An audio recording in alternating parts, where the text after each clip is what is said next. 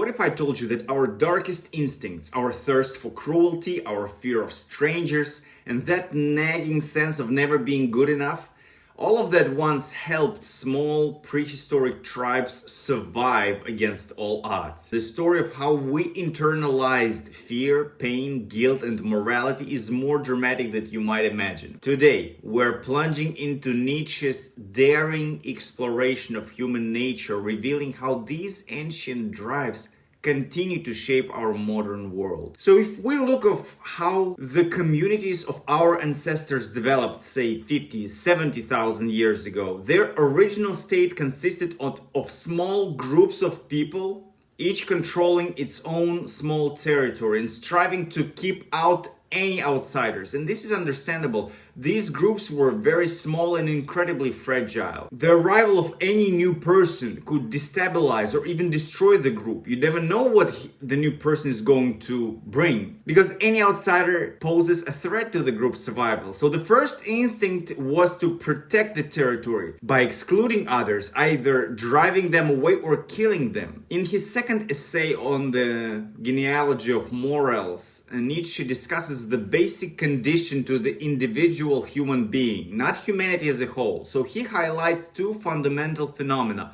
cruelty and exchange. Cruelty, it's the desire to inflict suffering. Nietzsche argues that humans have an innate need to cause suffering to others, a fundamental drive without which they cannot exist. In other words, we're talking about sadism in human terms, the intentional infliction of pain for pleasure or some non-survival based gratification. So this cruelty manifests in the context of the group as the act of driving away or killing outsiders who threaten the territory or your group's survival. And since the group is both small and fragile, any threat, whether external or internal, is taken with the utmost seriousness. To protect the group, for group members, all deviations from group norms or the established way of life are punished harshly. Whether the threat comes from outsiders or arises from within the group itself, it is seen as a dire danger, and the group's response is swift and severe. This harshness ensures that the group remains cohesive and minimizes risks to its fragile existence, reflecting humanity's earliest survival instincts. The second phenomenon Nietzsche discusses is the phenomenon of exchange. Nietzsche argues that just as humans possess an innate tendency for cruelty and a desire to inflict suffering, they also have another fundamental trait: the ability to evaluate, assign value, compare, and distinguish between things.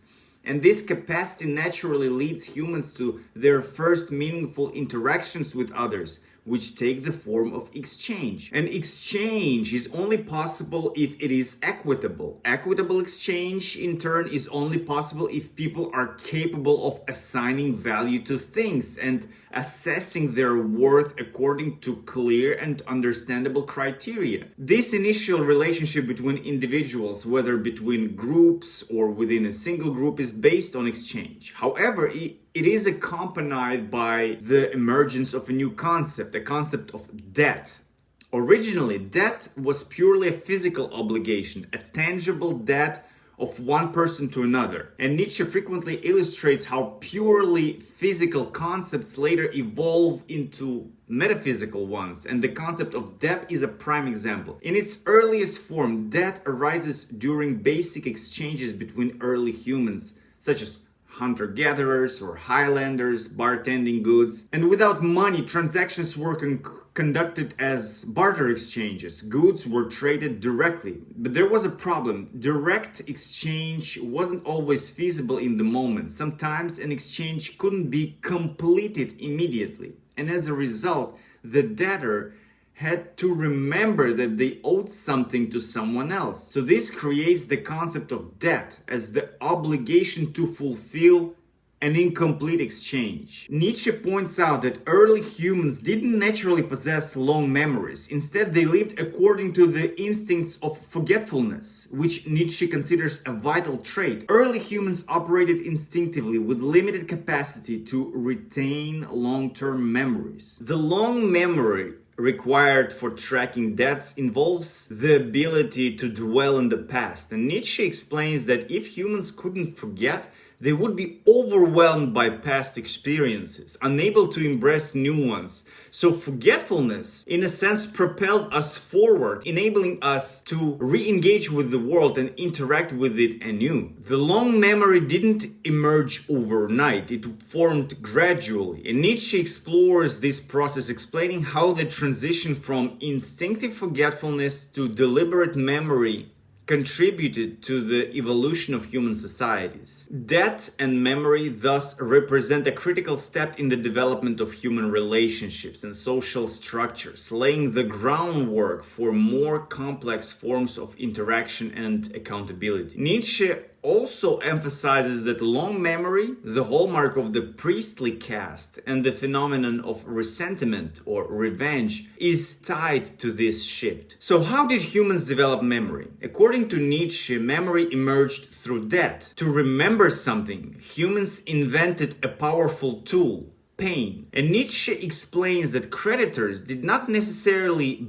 beat their debtors, but they understood the possibility that a debtor might fail to repay what was owed. And that raised the question, what could the debtor give in return? The answer, Nietzsche says, was whatever the debtor always has to offer. Family, the debtor's wife and children could be sold into slavery to repay the loan, which was a common practice in ancient societies. Body, the debtor's own body could be collateral, subject to punishment or enslavement. Here, Nietzsche ties this back to the phenomenon of cruelty, the intrinsic human desire to cause suffering.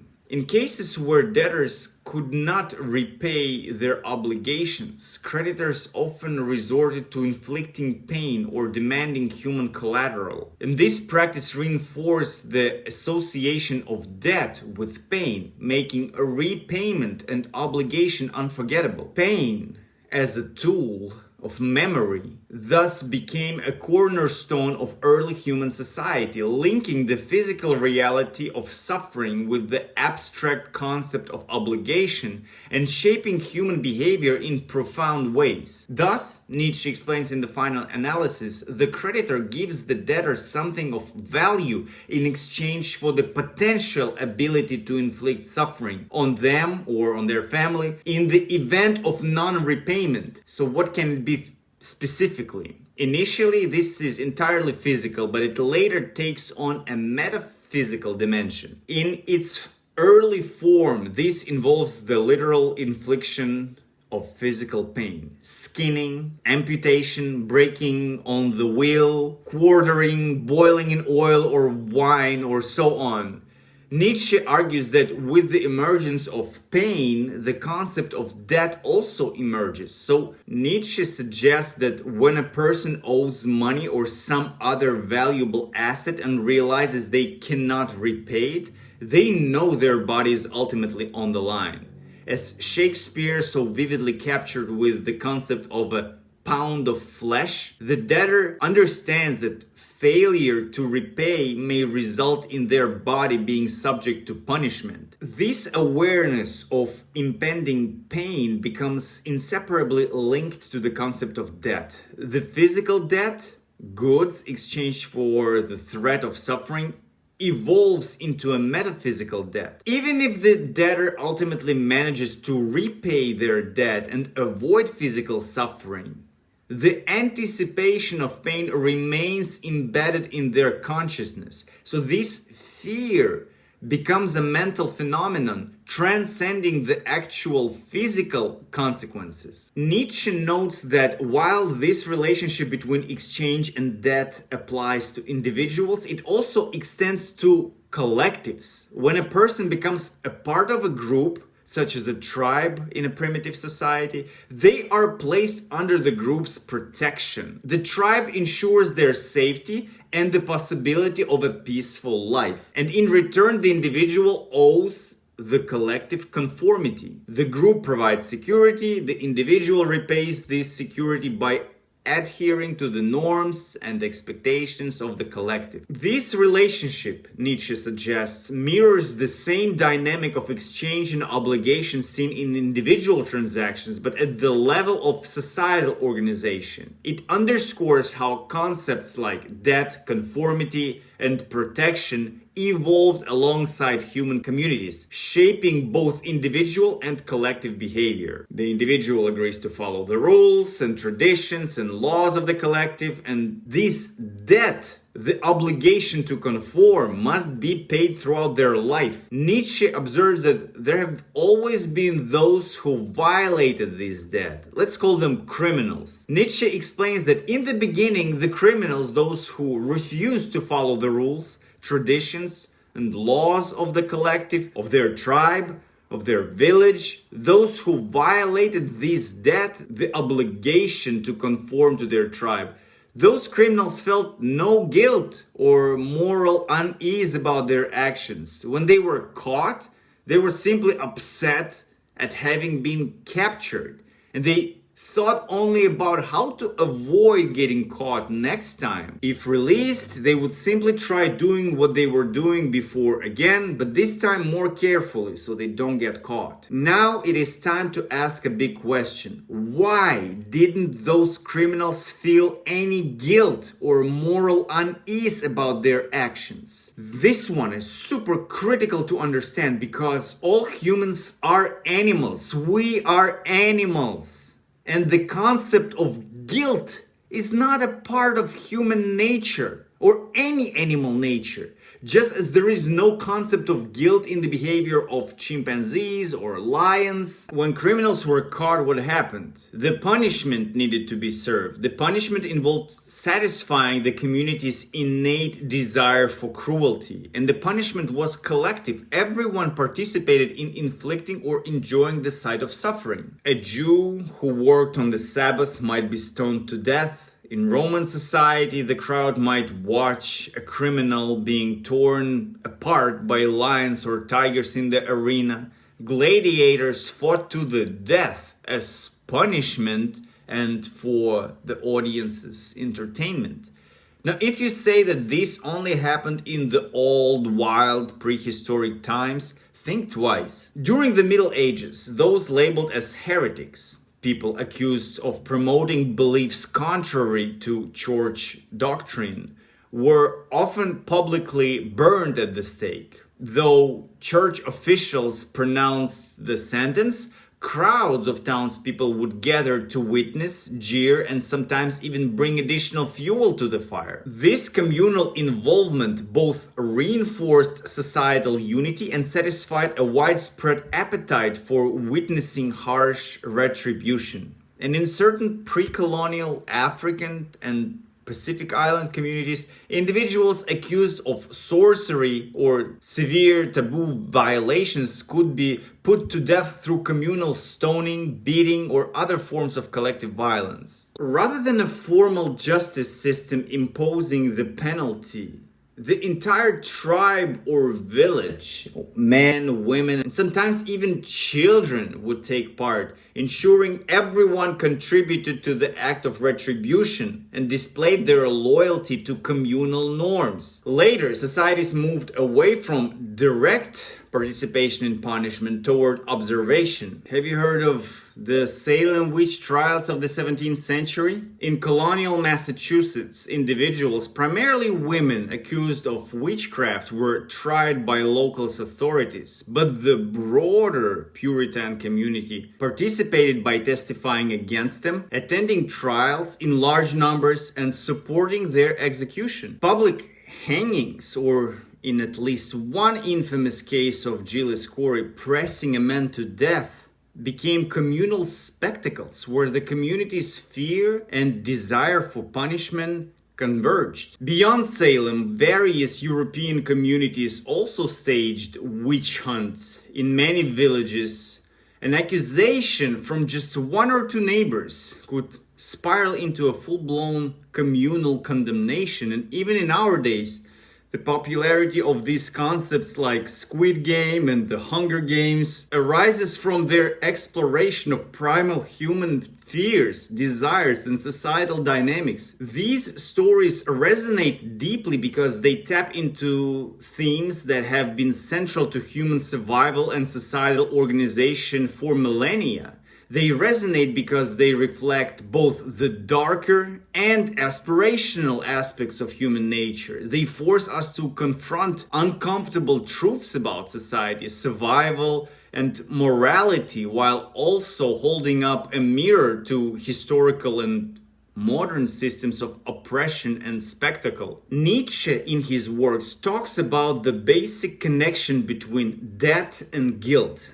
Punishment was served both to reinforce the collective's rules and to provide a public spectacle of suffering, which satisfied the community's primal instincts for cruelty and justice. Through this shared experience of punishment, the concepts of death and guilt became deeply intertwined in the collective psyche, shaping morality and social cohesion. Then a transformation occurs. Nietzsche asks us to imagine a scenario where these small tribes living in tightly controlled territories and zealously guarding themselves from outsiders are suddenly overwhelmed by the enormous force of conquerors building an empire. These empires swallow vast territories, too large and diverse to be governed by small isolated tribes of highlanders or shepherds, and the conquerors, interested in centralizing power and control, dismantle the old tribal order and force these people into a new environment,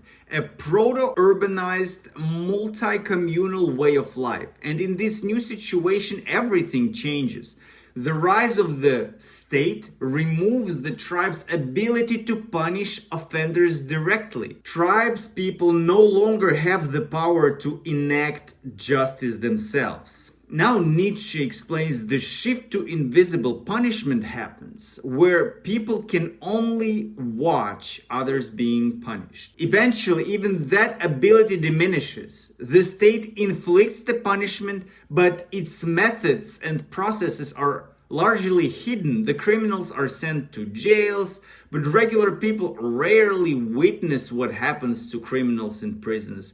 So following the example of the debtor and the creditor will know that the debtor who failed to repay them is being made to suffer in jail, but the suffering is no longer visible or direct. The creditor can only imagine the debtor being punished. So to recap, this transformation follows a clear trajectory.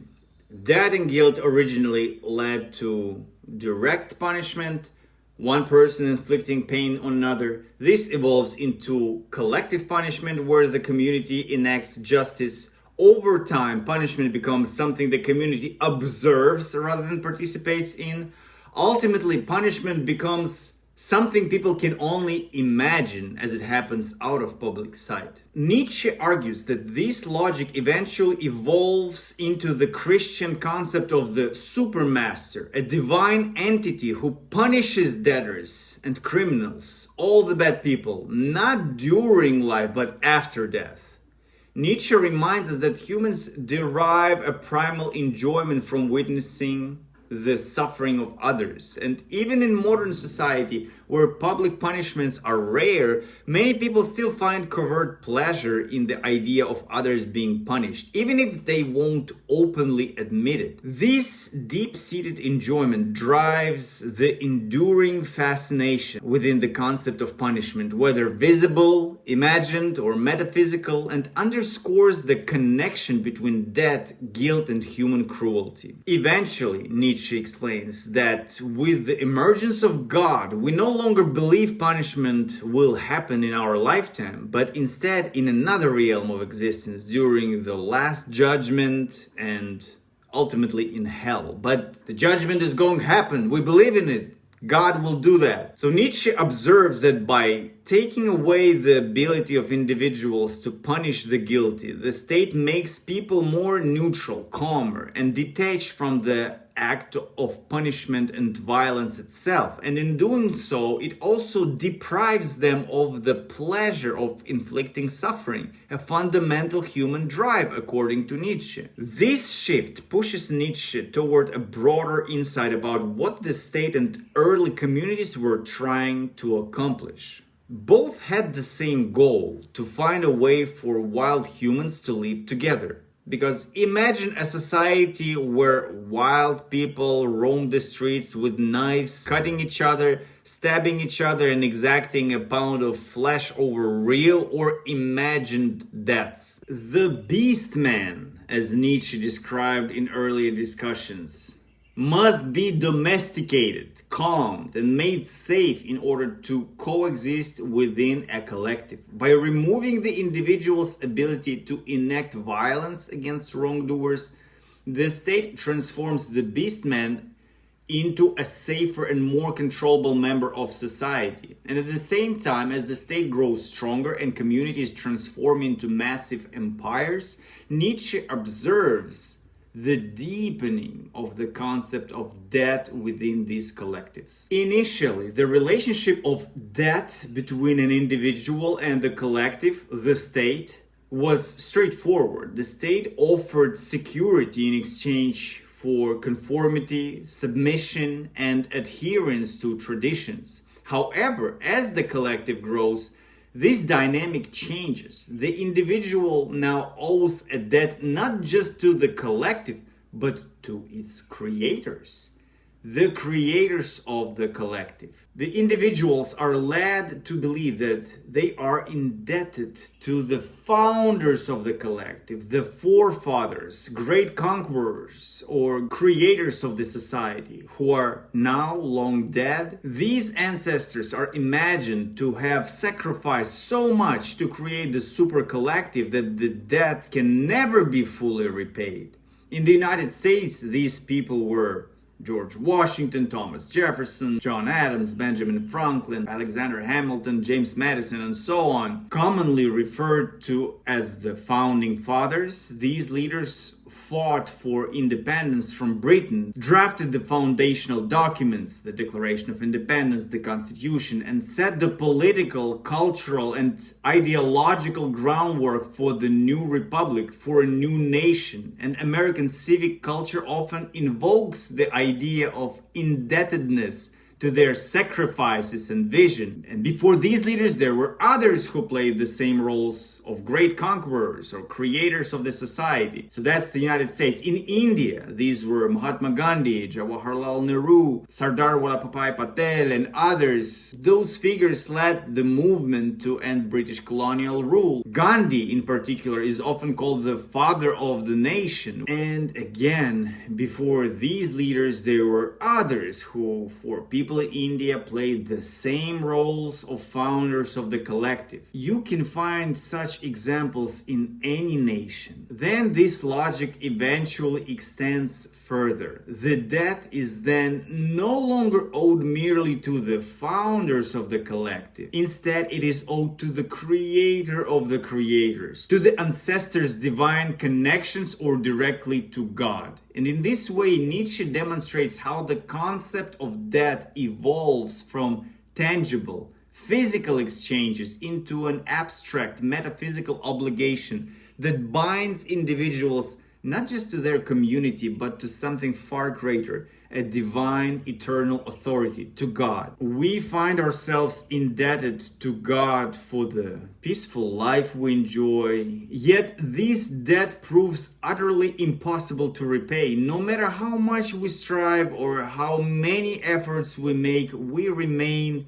perpetually in debt, trapped in a cycle of obligation from which there is no escape. And Nietzsche reminds us that the concept of debt is now intertwined with guilt, both tied to the anticipation of pain for failing to fulfill the debt. This anticipation of punishment creates a new state of mental pain, the constant awareness that one owes a debt they can never fully repay, and the fear of suffering as a result. Having explained this, Nietzsche turns to the discussion of the bad conscience. In the early community, humans were free to cause pain to others, whether to outsiders or to debtors who failed to fulfill their obligations. But with the rise of the state, that freedom is taken away. Nietzsche challenges three major political theories on how the state emerged. Plato argued that the state arises out of necessity through the division of labor.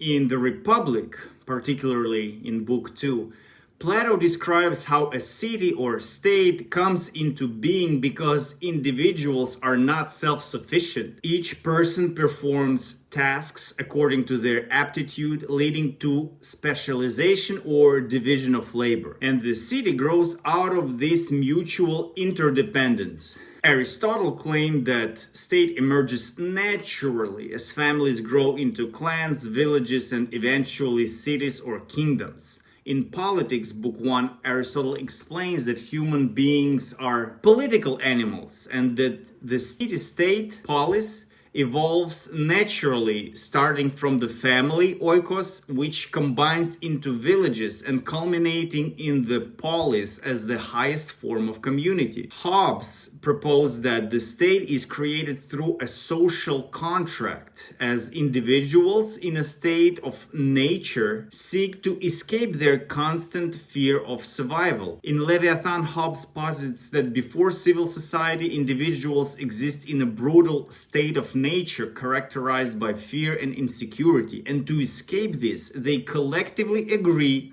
the social contract, to submit to a sovereign authority that ensures peace and order. Nietzsche asserts, no. The state did not arise from necessity, nature, or agreement. The state arose through conquest. When one group conquers and absorbs many smaller, weaker groups, the resulting state takes away the ability of individuals to inflict suffering on others, either directly or through participation in punishment. But the desire to cause suffering does not vanish. Nietzsche captures this transformation with the following insight. With no external foe to confront, a soldier inevitably wages war on himself.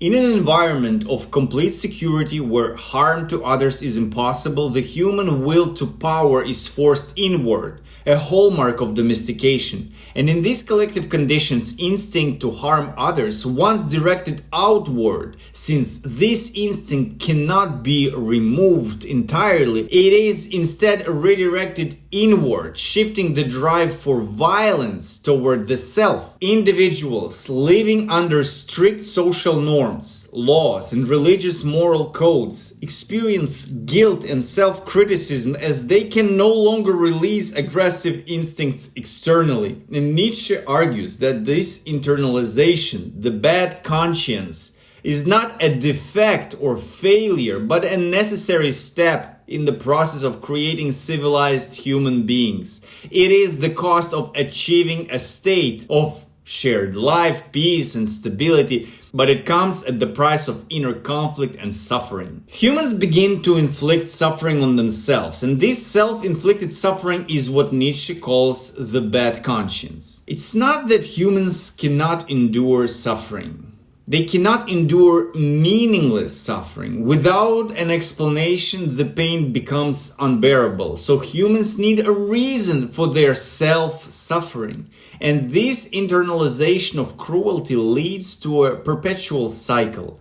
A person uses their sense of guilt and debt, whether to the state, society, or God, as a reason to punish themselves. They repeatedly declare themselves inadequate, unworthy, not good enough, flawed, broken, constantly failing to meet standards created by the collective. And no matter how hard they try, these standards remain unattainable because their desire to cause suffering has no external outlet. This is why Nietzsche argues no matter how moral a person becomes, they always remain dissatisfied with themselves. And in fact, The more moral person is, the more dissatisfied they are with themselves, because their heightened morality provides even more opportunities to find fault in their own behavior, fueling their desire to punish themselves. At its core, Nietzsche emphasizes that this is not about any specific morality, Christian, pseudo-Christian, proto-Christian, Greek, or otherwise. It is a psychological phenomenon that transcends individual moral systems. Nietzsche observes that in many religious traditions, especially in Christianity as he saw it,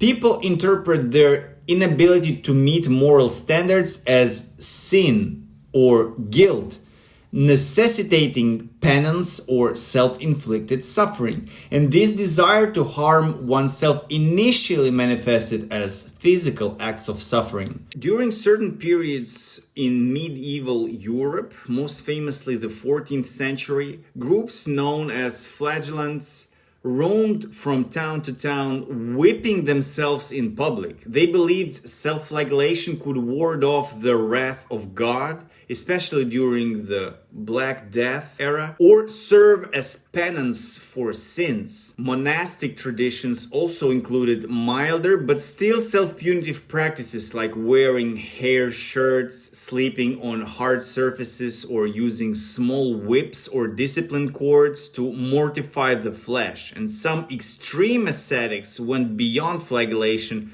occasionally engaging in self-inflicted wounds. While mainstream clergy often discourage extreme practices, some participants historically inflicted serious wounds on themselves as a sign of grief and devotion. The Aztecs and Maya practiced ritual bloodletting, using obsidian blades or magi spines to draw blood from the ear, tongue, or other body parts. Though these acts were primarily meant as offerings to the gods rather than self-punishment for moral guilt, they are historical examples of deliberate, painful self-injury within a ritual context. These acts of physical self-punishment were the expression of the internalized cruelty that society had suppressed. However, Nietzsche points out that physical suffering pales in comparison to the spiritual suffering that follows. Once humans began to turn their cruelty inward, they developed a deeper capacity for self-reflection and introspection. And this process led them to evaluate and critique themselves constantly, question their worth and moral standing, explore the depths of their own minds, becoming more complex and paradoxically more malicious towards themselves. This transformation turned the wild human animal into an introspective being, one capable of profound self-analysis and equally profound self-torment. And Nietzsche's insight is that this internalization of cruelty, rooted in the suppression of outward violence, is not only a hallmark of domestication, but also the foundation of humanity's capacity for both depth and suffering. On the genealogy of morality, Nietzsche does not say in a straightforward way that God was created solely to perpetuate guilt. But he does argue that once this concept of an omnipotent moralizing deity takes root, it provides fertile ground for guilt to flourish. Over time, the church systematically used the idea of God's will and judgment to reinforce moral demands, to perpetuate this cycle by setting an impossible standard, one we can never fully meet, to ensure that humans can never fully satisfy the demands placed upon them. This phenomenon leads to a continual escalation of moral demands. Even when we meet one standard, we remain dissatisfied, and morality becomes progressively harsher. Nietzsche offers a compelling example. At the beginning of the Bible, the commandment was simple: thou shalt not kill. By the end of formation of those commandments, God requires not only that you avoid killing, but that you don't even feel anger or jealousy towards your enemy. This latter demand is far more severe and difficult to achieve. Perhaps because the earlier standard had already become too easy to meet. That's why it becomes even more strict. And we can see that Christian morality becomes more internal, psychological, and self-policing. It is going beyond overt acts like killing into the realm of feelings, thoughts, and intentions. That internalization intensifies guilt because even inner sins become condemning. So Christian God, especially as shaped by centuries of church doctrine, serves as an ultimate moral authority whose standards are unreachably high. And this dynamic entrenches a perpetual sense of sinfulness. And Nietzsche presents the Greek mythology as a natural alternative to Christianity. Unlike Christianity, Greek religion, Greek mythology did not hinge on universal moral laws imposed by a single all-good, all-knowing deity. Greek mythology did not inspire feelings of overwhelming guilt or inadequacy before the gods to the same extent. Instead, the Greeks often used their gods as a means to alleviate guilt and responsibility, just like Christians. But for the Greeks, the gods were not moral overseers who demanded perfection. Instead, they were seen as forces that directly influence human actions. Humans could attribute their deeds, good or bad, to the intervention of the gods. So again, this allowed them to avoid the psychological burden of bad conscience, guilt, and death. The Greeks solved the problem of guilt and bad conscience by creating gods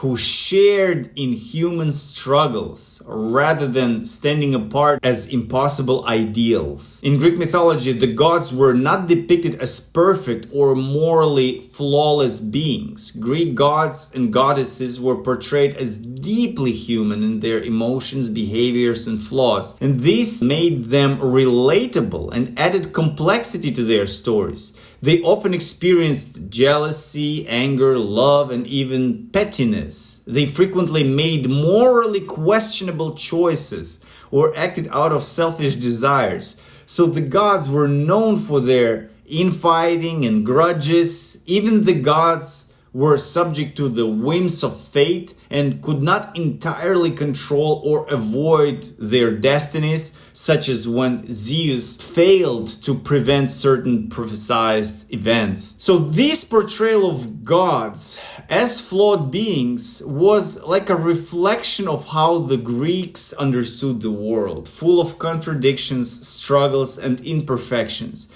It also provided a way to explore the complexities of human nature and moral dilemmas through myth. For Nietzsche, this contrasts sharply with Christianity, which amplifies guilt and suffering by placing humans under the crushing weight of unattainable divine standards.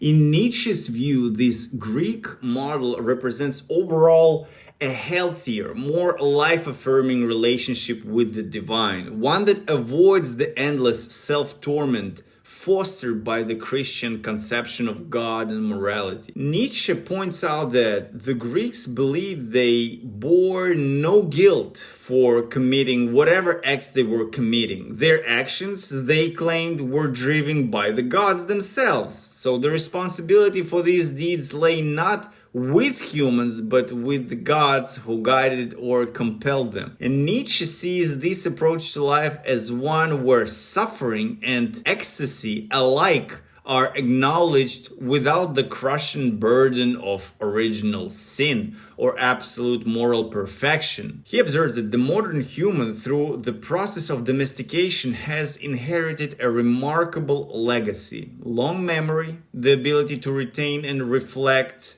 on past experiences, introspection, a drive to analyze and critique oneself, and the third capacity that emerged through the interplay of exchange, debt, and internalized cruelty is the capacity to promise, a unique and powerful skill tied to a long memory and self-discipline. Nietzsche considers the ability to make promises a form of control over the world and oneself.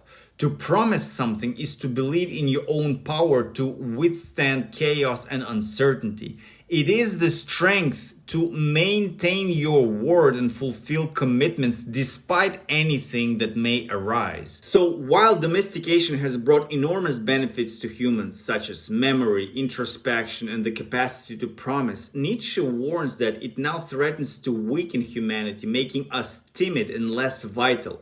Nietzsche talks about a vision for the future that reverses the process of domestication humanity has undergone thus far. His alternative is, instead of using the bad conscience to cultivate the domesticated human, we could use the same approach. We could use it to create a new kind of being. This would mean turning the mechanism of the bad conscience inward, not to berate ourselves for antisocial impulses, but to chastise ourselves for social impulses, such as conformity, cowardice, the slavish desire to obey the collective, traditionalism. In this vision, humans would use the bad conscience as a tool to critique their attachment to societal norms and expectations, pushing beyond the limitations imposed by collective values. Nietzsche indeed sees the bad conscience as a creative force. Once we break it away from merely reinforcing social norms or Christian moral ideals, rather than using self-punishment to stifle personal power, he imagines a future where this psychological mechanism could spur greatness or new values instead of guilt and self-reproach. Nietzsche cannot resist sketching a portrait of a new human, one who might emerge in the near or distant future. And this individual would transcend the constraints of traditional morality, breaking free from the chains of domestication to embody a higher, more dynamic ideal. Instead of aiming guilt or self-critique at our natural drives, he asks us to confront why we conform, why we settle for the herd morality, and how we might transcend it. I find Nietzsche's challenge to inherited moral norms compelling, especially his idea of harnessing guilt or conscience as a force to self-overcoming. Whether you agree with his end goals, like the possibility of a new or higher human, is often a matter of personal or cultural values. Nietzsche's main success in prompting us to question, are the values we hold truly ours, or have we merely inherited them? And if the latter, can we create something different and better? We've come a long way in this video, from prehistoric tribes fending off outsiders to modern societies wrestling with inner guilt. Nietzsche's exploration reminds us that our instinct for cruelty didn't disappear, we just turned it inward. And that internalized drive fuels our guilt, shapes our moral codes, and locks us in cycles of self-judgment. But Nietzsche also challenges us to imagine a future where we use this conscience for growth, not self-punishment. So here's the question. Can we break free from inherited norms and harness our bad conscience to create something truly new? Something that truly serves us? Or are we bound to the old ways, forever punishing ourselves for being human? Share your thoughts below and let's keep this conversation going. Thanks for watching.